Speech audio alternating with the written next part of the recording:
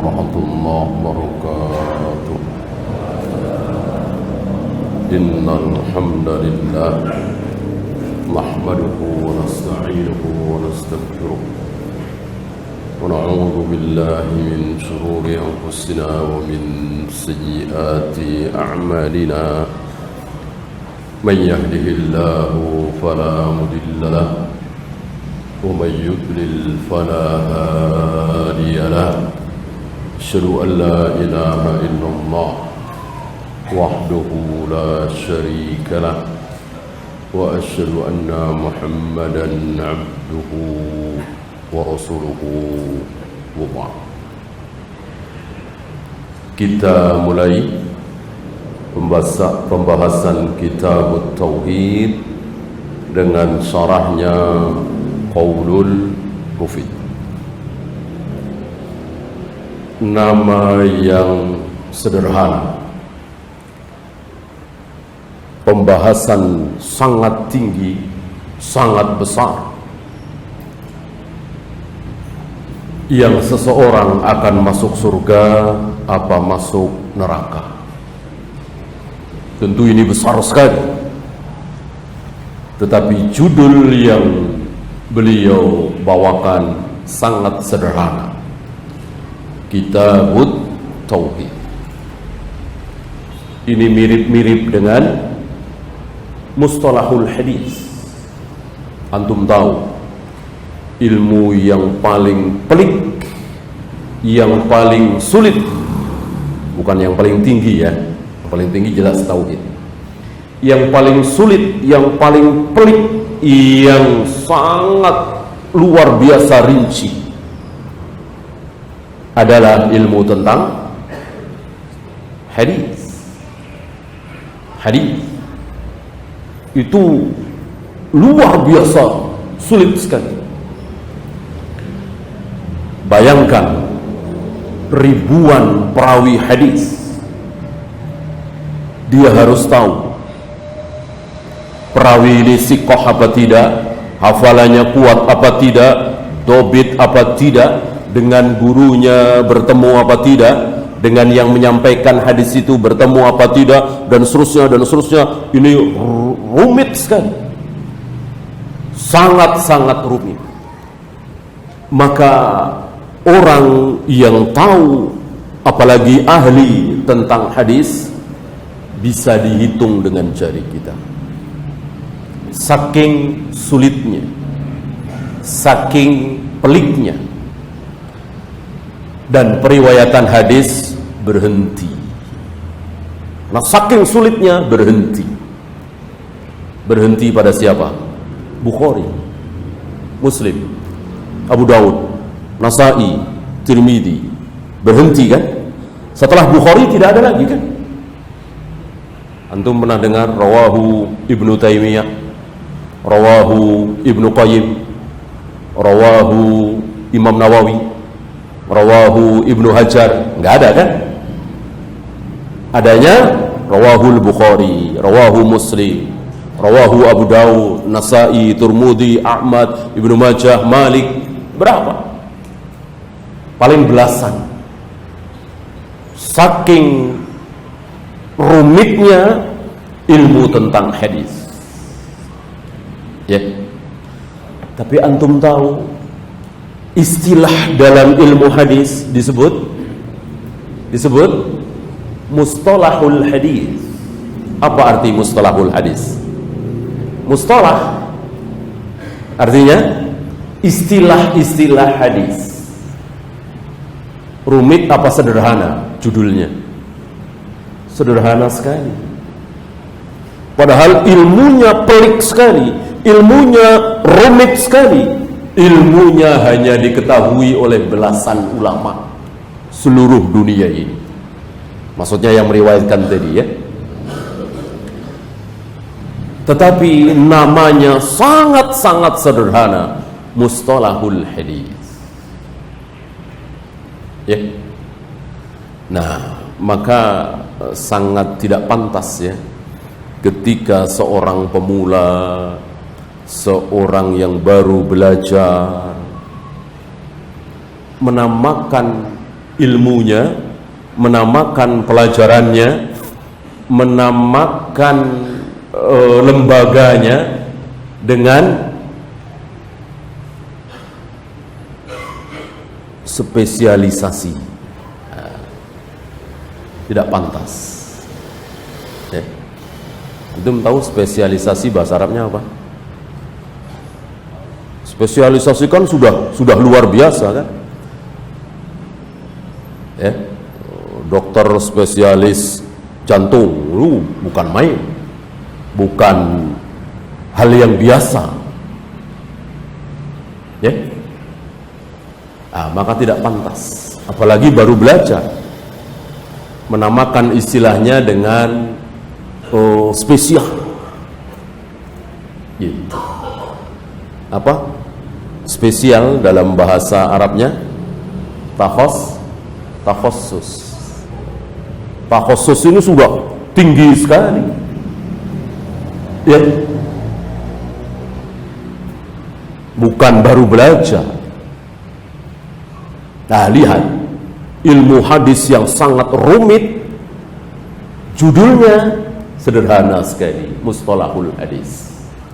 Begitu juga ini kitab yang sangat luar biasa ini, yang ditulis oleh syekhnya kaum muslimin ini, judulnya sederhana sekali, Kitabut Tauhid. Ya. Nah, syarah ini Qaulul Mufid ditulis oleh Al-Imam Al-Allamah Al-Syeikh Muhammad bin Shalih Al-Utsaimin rahimahullahu ta'ala rahmatan wasi'ah. Awalnya merupakan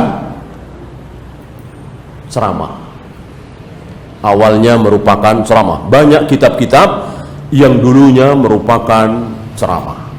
Yang sangat luar biasa adalah Fathul Bari. Fathul Bari ini ceramah beliau selama kira-kira ceramahnya Ibnu Hajar selama kira-kira 16 tahun. Selama 16 tahun beliau berceramah, membahas muhadarah, membahas tentang Sahih Bukhari. Dari ceramah beliau itu ditulis dan menjadi satu kitab, 16 atau 17 jilid, tergantung penerbitnya ya. 16 tahun beliau selesai. Kemudian beliau mengadakan semacam walimah. Ya.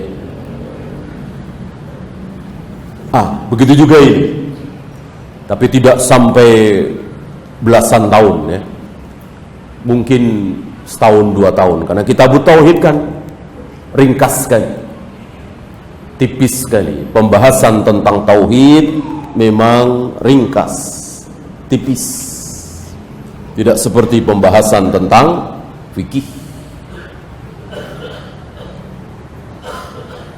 Kemudian hasil ceramah beliau itu direkam, kemudian ditulis oleh 2 orang murid beliau, Sulaiman Al-Abdullah Abul Khail dan Khalid Al-Ali Al-Musyaiqah. Dua-duanya seorang doktor. Ya. Syekh Utsaimin sendiri tidak masyhur dengan gelar doktornya, sebagaimana Syekh bin Baz, sebagaimana Syekh Albani. Ya. Guru daripada ad-dakatirah itu.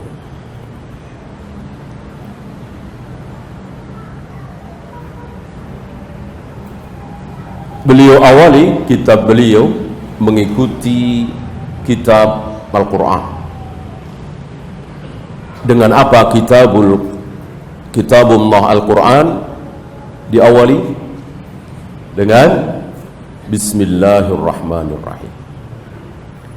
Dengan Bismillahirrahmanirrahim. Kemudian Alhamdulillah.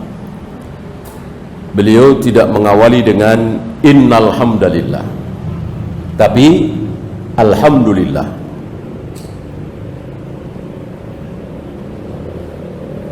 Padahal Nabi tidak pernah mencontohkan kecuali Innal hamdalillah. Tapi wajibkah para penulis, para pemberi ceramah muhadarah mengawali khutbahnya, ceramahnya dengan Innal hamdalillah? Jawabnya tidak wajib. Tidak wajib. Walaupun Nabi tidak pernah mencontohkan yang lain. Riwayat yang ada cuma satu, Innal hamdalillah nahmaduhu wa nasta'inuhu, dan seterusnya. Adakah yang lain? Alhamdulillah rabbil alamin, salatu wassalamu ala asrafil anbiya'i wal mursalin. Tidak ada. Tidak ada riwayat seperti itu. Apakah menjadi bid'ah? Jawabnya tidak. Tidak. Kenapa? Bukankah ini urusan ibadah? Harus mencontoh Nabi SAW. Tidak mencontoh Nabi berarti bid'ah, tertolak, masuk dalam keumuman man amila amalan laisa alaihi amruna. Al-jawab tidak. Kenapa? Semata-mata perbuatan Nabi dalam hal ibadah tidak menjadikan hal itu wajib. Semata-mata perbuatan Nabi dalam hal ibadah tidak menjadikan hal tersebut wajib. Yang menjadikan sebuah peribadatan menjadi wajib bukan perbuatan Nabi, tapi apa? Perintah Nabi. Perintah Nabi. Kalau perbuatan Nabi itu wajib, tentu qiyamul lail wajib, karena tidak pernah ditinggalkan oleh beliau. Ya. Kemudian beliau banyak melakukan hal-hal dalam ibadah ini. Apakah menjadi wajib semua? Tidak. Tidak. Jadi sesuatu ibadah akan menjadi wajib kalau hal tersebut diperintahkan oleh Allah dan Rasul-Nya. Barangkali ada pertanyaan begini, bukankah menunjuk dengan jari bukan perintah Nabi? Menunjuk dengan jari dalam tasyahud at-tahiyat bukan perintah Nabi? Itu hanya perbuatan Nabi? Berarti tidak wajib dong. Berarti nggak usah menunjuk dengan jari ketika tahiyat, nggak apa-apa. Jawabnya tadi kan kaidah tadi katanya kalau wajib itu perintah Nabi. Ini kan bukan perintah Nabi, ini hanya perbuatan Nabi. Berarti tidak wajib dong. Jawabnya perintah. Nabi menunjuk dengan jari ketika tasyahud, beliau memerintahkan. Beliau menjauhkan tangannya dari pinggangnya saat sujud, beliau perintahkan. Beliau merapatkan telapak kaki kiri dan kanan saat sujud, beliau perintahkan. Ya. Beliau sedekap di dada, meletakkan tangan kanan di atas tangan kiri, beliau perintahkan. Di mana? Di mana perintah itu? Sallu kama ra'aitumuni usalli. Perintahnya di situ. Bukan satu persatu. Ya. Sujudlah kalian seperti ini, rukuklah kalian seperti ini, tasyahudlah kalian seperti ini. Tidak ada. Terlalu panjang. Ya. Oleh karena itu para ulama mengatakan mencium hajar aswad dengan mengecupnya mengeluarkan bunyi berdosa, haram. Padahal Nabi tidak pernah melarangnya. Ciumlah Hajar Aswad sebagaimana aku mencium Hajar Aswad. Lemparlah jumrah persis seperti caraku. Tawaflah kalian 7 kali, sa'i 7 kali seperti aku. Ketika melewati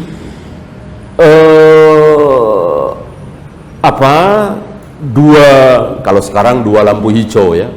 Kalau dulu Nabi tidak mengatakan 2 lampu hijau, tapi ada istilah. Sekarang dimudahkan. Berlari-larilah bagi laki-laki atau bagi wanita ketika tidak ada laki-laki. Ya. Ini menunjukkan bahwa para wanita sebisa mungkin jangan sampai menarik perhatian laki-laki. Walaupun dalam ibadah, yang mestinya lari-lari jangan. Tentu lari-lari akan menimbulkan perhatian, kan? Adakah perintah seperti itu? Tidak ada. Yang ada adalah perintah secara garis besar. Apa? Khudu anni manasikakum. Khudu anni manasikakum. Ambillah manasik haji kalian dariku. Ada. Jadi perintah melakukan manasik haji persis seperti cara Nabi ada. Perintah salat dari takbir sampai salam mengikuti cara Nabi ada. Perintah mengawali khutbah persis seperti cara Nabi tidak ada. Perintah mandi junub persis seperti cara Nabi tidak ada. Ya. Maka innal hamdalillah nahmaduhu dan seterusnya khutbatul hajah ini tidak wajib. Ini tidak wajib. Maka lemahlah pendapat Syekh Bakar Abu Zaid yang mengatakan bahwa wajib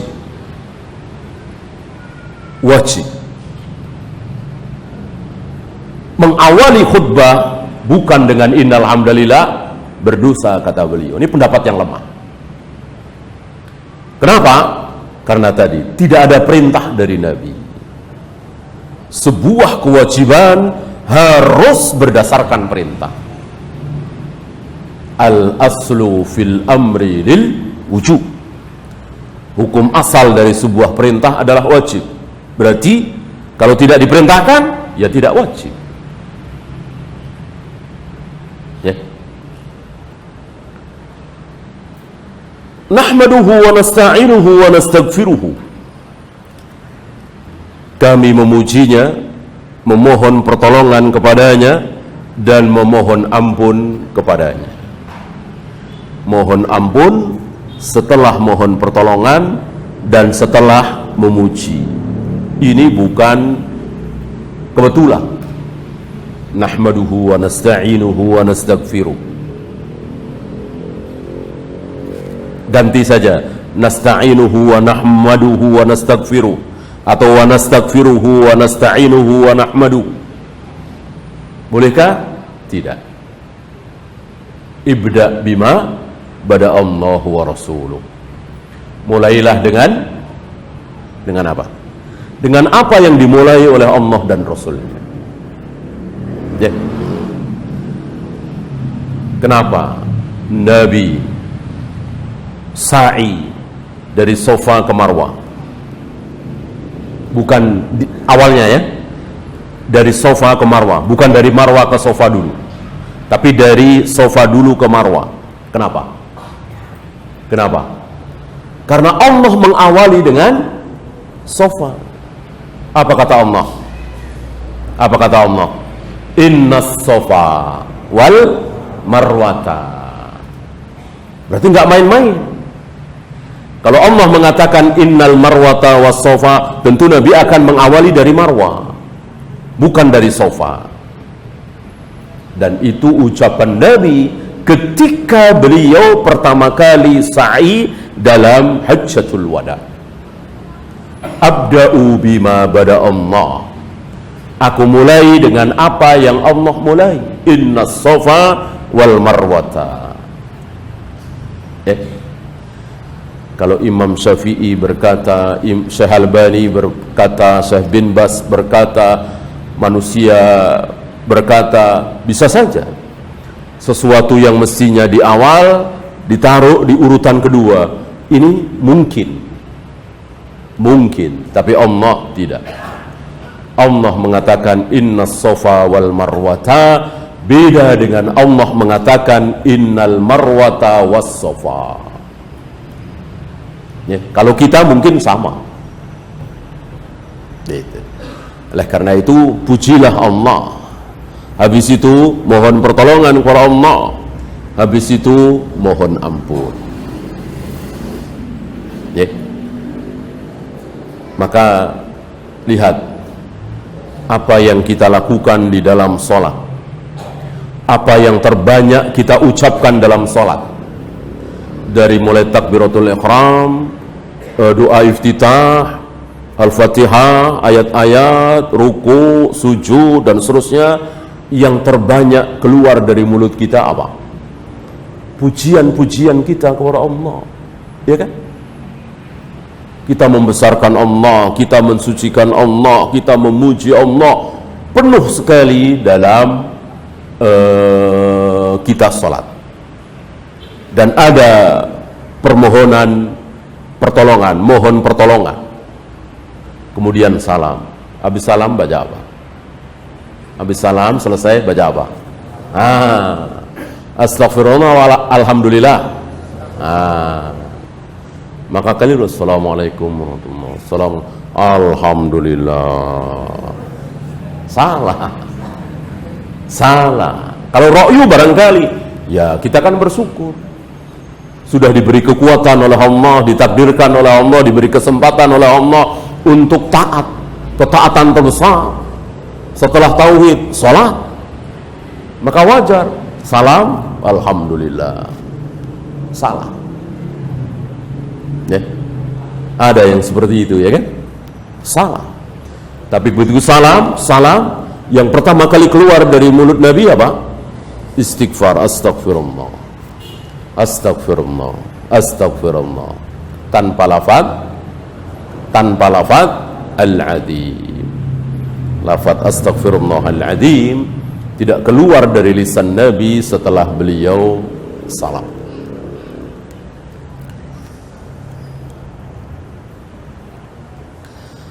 Wa na'udzu billahi min syururi anfusina.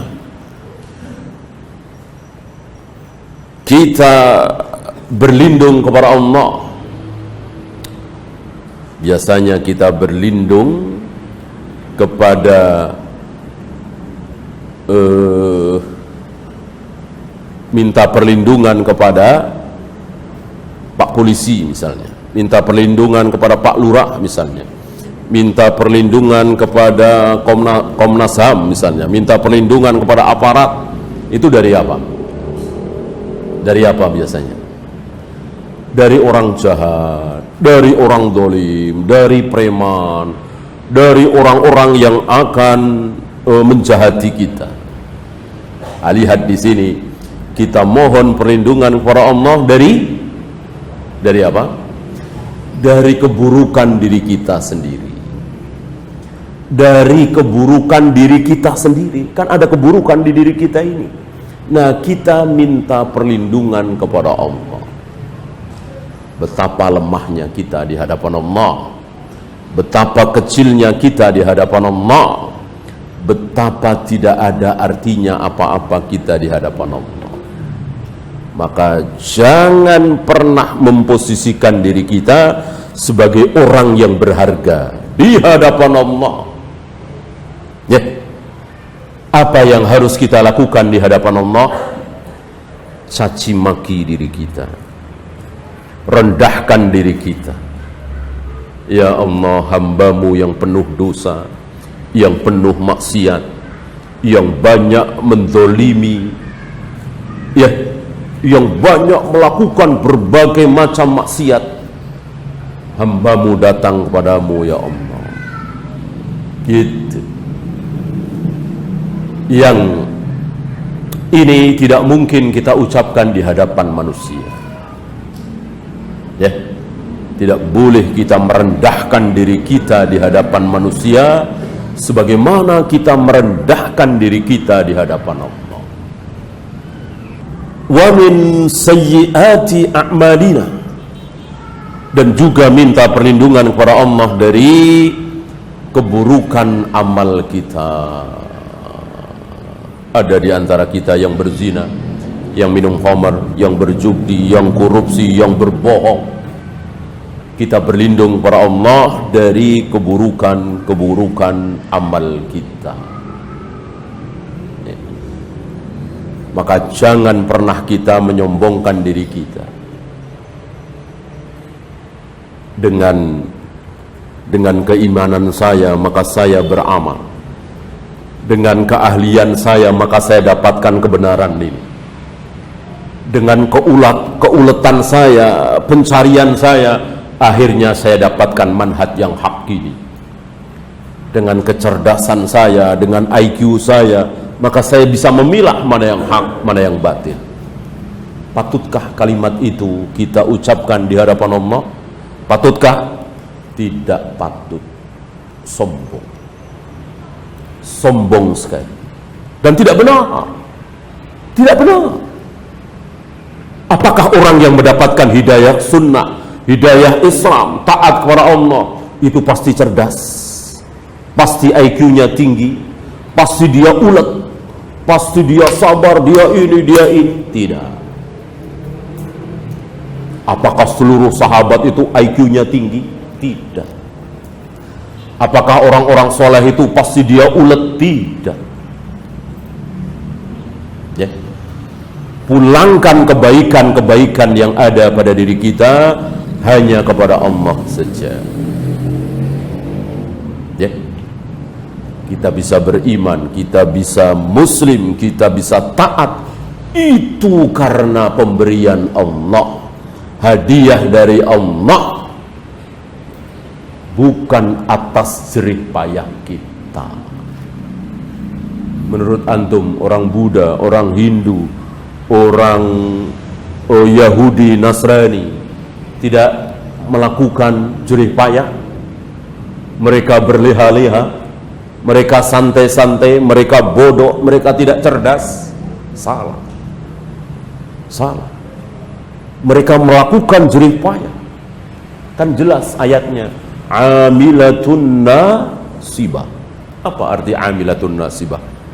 Bekerja dengan bersusah payah untuk meraih ridha Allah, untuk bisa masuk surga, untuk selamat dari neraka. Itu para pendeta, para pastor, para ahli-ahli agama Buddha, Hindu, segala macam.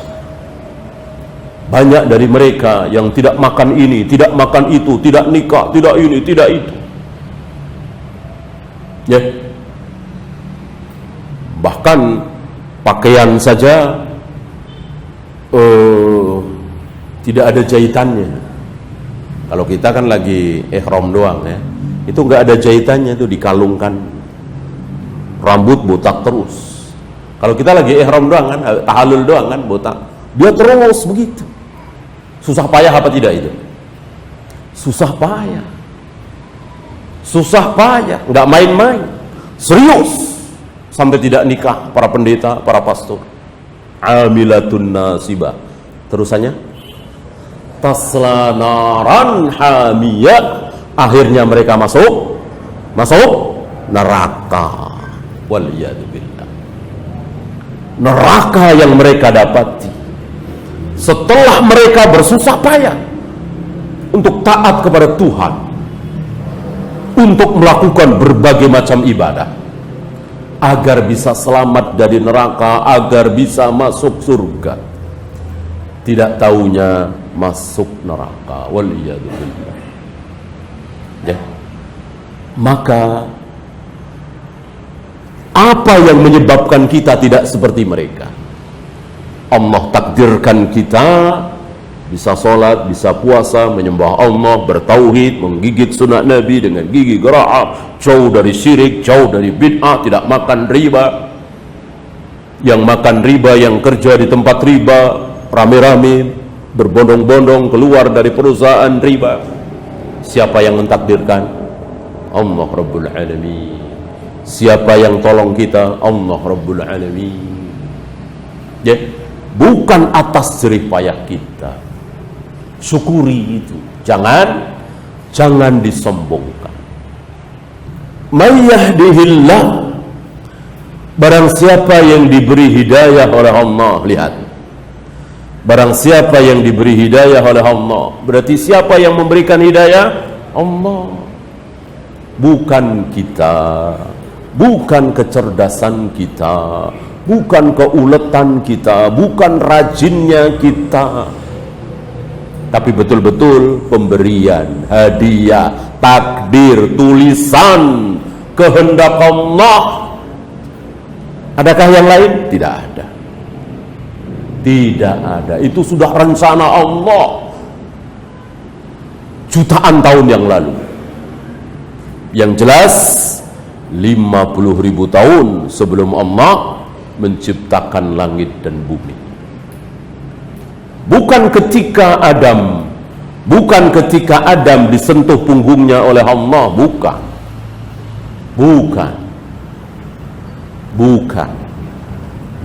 Sebelum itu Allah telah tentukan si A surga, si B surga, si C neraka, si D neraka, si E surga. Terserah Allah. Gimana kita tidak beruntung, gimana kita tidak berbahagia, gimana kita tidak bersyukur, gimana kita tidak memuji Allah. Kita termasuk yang disebut oleh Allah yang surga misalnya. Apa usaha kita? Coba seandainya Allah kan si A neraka, si B neraka, kita termasuk si A, si B, gimana? Mudah sekali bagi Allah, kecil sekali bagi Allah, dan tidak mungkin berubah dari apa yang Allah ucapkan, Allah rencanakan. Si A neraka, si B neraka. Begitu berhubung si A dan si B ini baik, cerdas, berbakti kepada orang tua, akhirnya berubah menjadi surga. Nggak mungkin. Bukan Tuhan kalau begitu Allah. Ya. Ketika Allah katakan si A neraka, si B neraka, maka pasti A dan B ini masuk neraka. Walaupun dia sangat berbakti kepada ibunya, walaupun dia sangat dermawan, walaupun dia sangat suka menolong fakir miskin. Kalau Allah tetapkan neraka ya neraka, surga ya surga. Gimana kita tidak bersyukur, tidak berbahagia, tidak memuji-muji Allah? Sementara ada tanda-tanda, kan antum tahu tanda-tanda masuk surga. Beriman, tidak syirik, tidak berbuat bid'ah, sholat 5 waktu di masjid, ini kan tanda-tanda menuju surga. Kalau itu ada pada diri antum, gimana antum tidak bersyukur? Ya, saya yakin antum tidak akan berpikir ketika saya tanya kepada antum. Banyak di antara kita yang hari ini boro-boro buat beli mobil, boro-boro buat beli motor, mikir bayar kontrakan bulan depan saja masih bingung. Kan ada, misalnya antum seperti itulah ya. Untuk makan sehari-hari saja masih bingung. Ya, antum melihat sebagian orang yang bermobil, yang punya rumah, betapa bahagianya. Betapa bahagianya antum menginginkan keadaan seperti itu. Ya. Nah, saya tawarkan kepada antum, manusia yang sangat luar biasa kaya raya di negeri kita ini. Siapa misalnya? Lim Swee Leong, antum tahu ya, kaya raya ya. Nah, Coba, saya yakin antum gak akan mikir, maukah posisi antum dibalik? Ya, antum jadi Lim Sulyong, Lim Sulyong jadi antum. Ya, Lim Sulyong ngaji kesana kemari, sholat berjamaah. Tapi Lim Sulyong mau bayar kontrakan aja mikir, tahun depan, bulan depan bayar kontrakan pakai apa? Antum jadi Lim Sulyong, tentu kafir. Kafir, ya, mau nggak antum? Nah, nggak pakai mikir ya? Antum nggak pakai mikir, antum pasti nggak mau, nggak sudi, ya kan? Berarti kalau begitu antum memiliki sesuatu yang ribuan kali lebih berharga dari apa yang dimiliki oleh dia. Gimana antum nggak bersyukur? Ya kan? Antum nggak pakai mikir, nggak mungkin antum. Mau nggak ya? Mau nggak ya? Kalau pakai mikir mah ngaji lagi ya. Antum harus ngaji lagi 3 tahun 4 tahun. Kalau antum masih pakai mikir, kalau antum ngaji setengah tahun aja, antum nggak akan mikir. Betapa rendahnya dunia ini, betapa bangkai kambing sampah dunia itu. Dan itu kata siapa? Dunia itu sampah bagi kambing, nggak ada. Kata siapa? Kata yang punya dunia, yang bikin dunia. Gimana kita ragu? Kalau yang bilang orang lain mungkin, yang bilang yang bikin dunia itu sendiri, yang menciptakan dunia, yang punya dunia, dia sendiri bilang dunia itu sampah, nggak ada harganya. Ya, gimana kita masih ngeyel, ngotot? Dunia ini luar biasa, dunia ini segalanya. Aneh sekali. Orang yang punya dunia bilang begitu. Bayangkan antum mau beli mobil Mercy misalnya, yang punya mobil Mercy, yang bikin mobil Mercy, yang punya perusahaan Mercy bilang jangan, jelek itu, sampah, ngerongrong, ya. Kalau mau yang ini, ya. Saya kira antum nggak pakai mikir. Orang yang bilang sendiri yang bilang, yang punya sendiri yang bilang, yang bikin sendiri, tentu dia yang paling tahu tentang mobil tersebut. Orang dia yang bikin, dia yang punya perusahaan. Bagaimana Allah Rabbul Alamin yang menciptakan dunia ini, yang membuat dunia ini, yang memiliki dunia ini mengatakan sampah, bangkai kambing? Antum bilang indah, luar biasa, menawan, ini itu. Bodoh sekali, sangat bodoh sekali. Ini dia. Ya. Fala mudillalah. Orang yang sudah diberi hidayah oleh Allah, maka tidak ada yang bisa menyesatkan. Tidak ada. Mau Abu Jahal, mau Abu Lahab, mau Fir'aun, mau Dajjal, tidak sanggup, tidak bisa. Siapa yang tahu hal ini? Nah, ini antum harus cermati. Kalimat ini tidak berfawaid bahwa hidayah yang telah Allah berikan kepada kita tidak mungkin dicabut, tidak mungkin diangkat lagi.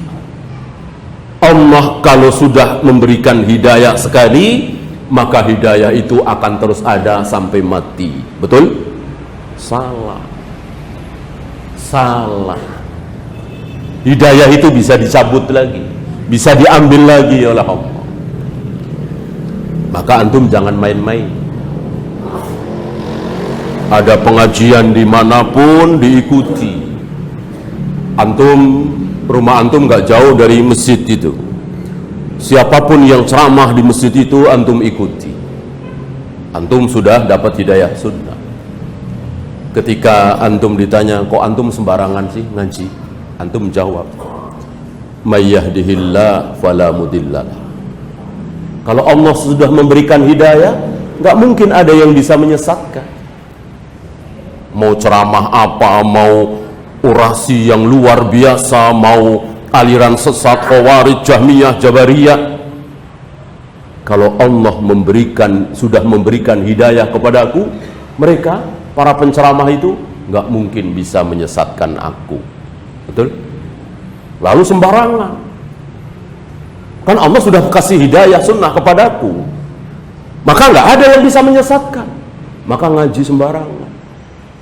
Jawabannya tadi, memang ente tahu bahwa Allah telah berikan hidayah ini dan terus sampai mati. Apa ada jaminan hidayah itu tidak dicabut? Nggak ada jaminan. Maka bolehkah kita mengikuti ceramah sembarangan karena beranggapan bahwa orang yang sudah diberi hidayah oleh Allah tidak mungkin ada yang bisa menyesatkan, nggak mungkin dicabut lagi? Salah, salah besar. Ya. Kalau hidayah itu tidak mungkin dicabut lagi, orang yang sudah kenal sunnah maka akan terus kenal sunnah sampai mati. Orang yang sudah bertauhid maka akan terus bertauhid sampai mati. Orang yang anti bid'ah maka akan terus anti bid'ah sampai mati. Kalau itu benar, maka tidak akan ada doa Rabbana la tuzigh qulubana ba'da idh hadaitana. Enggak akan Allah mengajarkan kalimat itu. Ya Allah, jangan cabut hidayah yang telah Engkau berikan kepadaku. Jangan Engkau sesatkan aku setelah Engkau berikan hidayah kepadaku. Enggak mungkin ada doa itu. Kan doa sia-sia. Enggak mungkin Allah mengajarkan doa yang sia-sia. Dan enggak boleh kan kita berdoa yang sia-sia. Ya Allah, jangan jadikan aku seorang nabi ya Allah. Aku enggak kuat. Boleh enggak doa seperti itu? Nggak boleh, ya sia-sia, nggak usah berdoa, nggak mungkin jadi nabi. Nabi Muhammad nabi terakhir, nggak mungkin ada nabi lagi. Doa yang sia-sia nggak mungkin, nggak boleh. Kalau Allah tidak akan mencabut lagi hidayah yang telah Allah berikan, tentu tidak akan ada doa itu. Tidak diajarkan oleh Allah. Ya. Nah, termasuk ketika seandainya Allah tidak akan memberikan ujian di luar kesanggupan manusia, ujian kehidupan ini. Kalau seseorang tidak kuat diuji dengan kemiskinan, mustahil Allah akan uji dia dengan kemiskinan. Ketika Allah tahu si fulan tidak akan sanggup diuji dengan jabatan, maka Allah tidak mungkin uji dia dengan jabatan. Betul? Betul? Salah. Salah besar. Kalau itu betul, tidak akan ada doa di akhir surat Al-Baqarah. Rabbana wala tuhammilna ma la taqata lana bi. Ya Allah, jangan uji kami dengan ujian yang kami tidak sanggup. Menunjukkan apa? Menunjukkan bahwa Allah sering memberikan ujian kepada manusia di luar kesanggupan manusia itu. Artinya si fulan ini kaya raya, si fulan ini nggak sanggup kalau diuji dengan kemiskinan. Pasti kalau diuji dengan kemiskinan akan berbuat maksiat, akan mencuri, akan ke dukun. Allah tahu, tapi Allah nggak peduli. Allah uji juga dia dengan kemiskinan, akhirnya dia mencuri, akhirnya dia korupsi, akhirnya dia ke dukun. Ada nggak yang seperti itu? Banyak. Banyak. Korun siapa? Sebelum kaya raya, Korun siapa? Umat atau sahabat Nabi Musa. Setia kepada Nabi Musa, rajin ibadah. Tahukah Allah bahwa Korun tidak akan kuat diuji dengan kekayaan? Ya tentu tahu, Allah Maha tahu. Tidak ada yang tidak diketahui oleh Allah. Tapi Allah nggak peduli. Allah uji Korun dengan kekayaan dan Korun tidak sanggup, tidak kuat, dan berakhir dengan keburukan. Allah Maha tahu, Allah tidak peduli. Lihat saudara-saudara kita yang diuji menjadi menteri, menjadi ketua partai, menjadi anggota dewan, dan mereka tidak sanggup. Ya, mereka korupsi, mereka berbuat maksiat. Apakah Allah tahu? 10 tahun yang lalu, 15 tahun yang lalu, tentu Allah tahu. Tahu sekali bahwa mereka ini tidak akan sanggup diuji dengan jabatan, dan Allah uji pula dengan jabatan. Nggak peduli. Salah satu sifat Allah adalah tidak peduli. Ya. Bahkan kekasihnya Nabi Muhammad sallallahu alaihi wasallam sedih bukan main melihat pamannya yang sangat beliau cintai, yang sangat mencintai beliau, mati dalam keadaan kafir. Tentu sedih sekali. Nabi Muhammad sallallahu alaihi wasallam peduli Allah? Enggak. Ya biarkan aja. Kalau Allah peduli, Allah akan berikan hidayah. Ya. So aku sesatkan, ini kan paman dari kekasihku. Apa kata orang kalau aku sesatkan? Enggak ada Allah begitu. Ini kan anak Nabi, Kan'an ini kan anak Nabi. Masa aku sesatkan? Apa kata dunia nanti? Nah, itu peduli namanya. Allah nggak peduli. Mau anak seorang Nabi, mau ayah seorang Nabi, mau ibu seorang Nabi, Allah nggak peduli. Neraka neraka, surga surga. Ya. Istri musuh Allah, istri seorang laki-laki yang mengaku Tuhan, Allah masukkan ke dalam surga. Allah nggak peduli.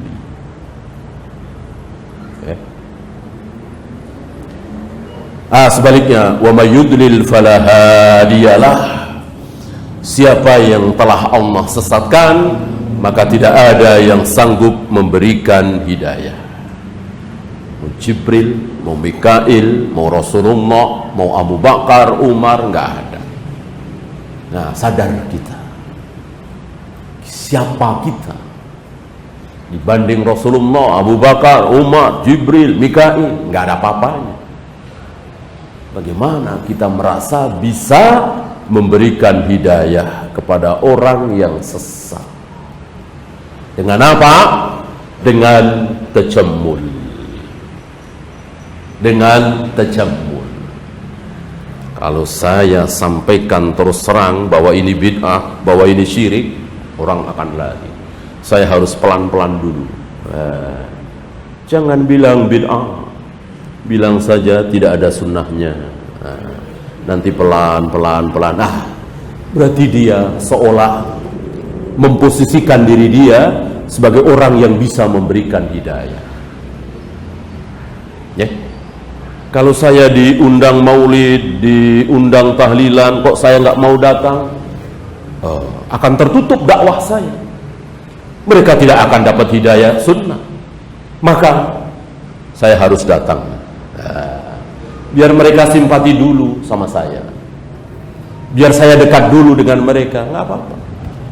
Kan mereka nggak lihat mulut saya, atau saya pura-pura qomat kamit. Mereka baca tahlil, tasbih, saya pura-pura qomat kamit untuk mencari simpati mereka. Nah, ini sama ini, memposisikan diri seolah dia yang bisa memberikan hidayah kepada manusia. Enggak. Yang haram jangan dilakukan, yang wajib harus disampaikan. Qulil haqqa walau kana murran, sampaikan yang hak sekalipun pahit. Masalah hidayah ada di tangan Allah. Terserah Allah siapa yang akan diberi hidayah. Antum saya kira lihat diri antum, diri saya, kita semua. Berapa banyak dari kita yang akhirnya dapat hidayah itu karena hal-hal sepele. Karena hal-hal sepele, bukan karena sesuatu yang rekayasa tadi, hal-hal sepele. Antum pernah dengar ada orang masuk Islam cuman gara-gara dengar azan, cuman gara-gara melihat wanita-wanita pulang sholat taraweh pakai pakaian mukena putih, ya, cuman gara-gara melihat masjid, cuman itu kecil. Allah yang memberikan hidayah dan Allah yang menyesatkan. Wa asyhadu an la ilaha illallah wahdahu la syarikalah. Aku bersaksi tidak ada ilah, tidak ada sembahan kecuali Allah satu-satunya. Tidak ada sekutu baginya. Wa asyhadu anna Muhammadan abduhu wa rasuluh. Dan aku bersaksi bahwa Muhammad sallallahu alaihi wasallam hamba dan utusan. Iya, baru mukadimah kita. Kita lanjutkan dengan soal jawab. Ada pertanyaan, silakan.